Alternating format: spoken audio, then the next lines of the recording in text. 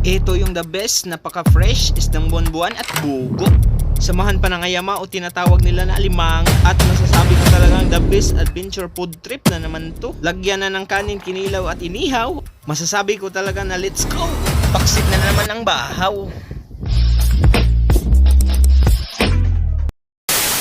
Yo, what's up guys? For today's video, another vlog, another content na naman. At syempre, nandito naman ang inyong lingkod, Ken's TV Vlog. At sa vlog na to, nandito na naman tayo sa Pacific Ocean. At syempre, located to, dito lang yan sa Barangay Paknaan.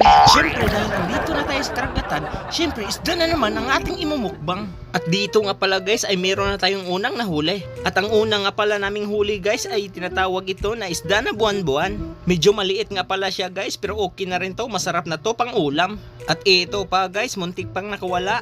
Ito pala yung tinatawag nila isda na bugo. At kahit ganyan ang pangalan niya guys, napakasarap yang ihawin. At ayan na nga guys, ipliplex namin ang huli namin ngayong araw. Ayun na guys. Ayun na kami. Ayun guys, tilapia. Ayun guys. Tilapia, isang bugo at buwan-buwan.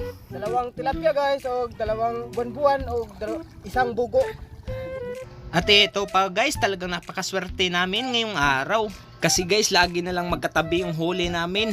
At parang mag-asawa sila guys. At tingnan nyo guys, ang sweet, palagi lang silang magkatabi. Pero yung viewers natin dyan guys, ay hanggang ngayon wala pa rin kabebe. At ito pa guys, dahil sa swerte na ipinamalas ni Abred Lizard, pati alimango o tinatawag nilang ayama guys, ay ami pang nadali. At ditong banda guys, ay nagugutom na kami dahil 3 PM na ng hapon.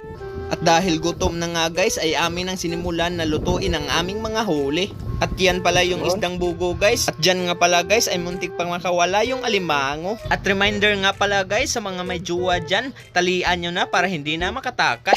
Pero itong kaibigan ko ay sinabi niya sa akin na siya daw yung malas. Kasi pag pumupunta kami sa lugar na to guys, ay palagi lang nawawala ang kanyang tsinelas. At dyang banda guys, ay busy na.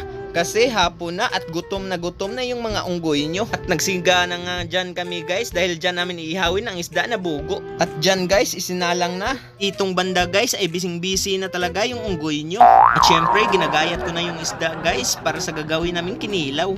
At ditong banda guys, ay hindi rin magpapahuli yung isda natin na bugo. Ayan, parang luto na. Basta ganitong putripan talaga guys, ay masasabi ko na the best talaga. At kung trip nyo tong ganitong putripan at content guys, paki-follow naman and share sa ating Facebook page. At syempre, alam kong gutom na rin kayo habang nanonood ng video na to. Kumuha na kayo ng kanin dyan guys, at sabay tayong kakain. Habang hinahalo ko yung mga ricado sa kinilaw natin, ay natatakam na talaga ako. Tara, kain guys! Kinilaw.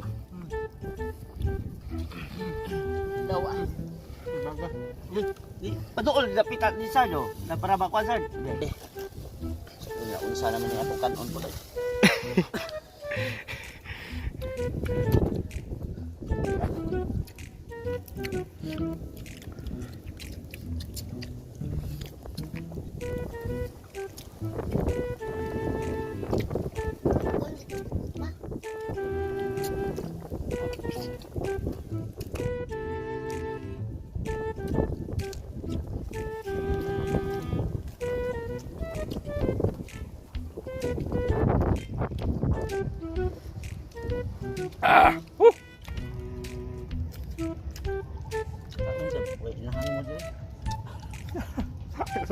Raul.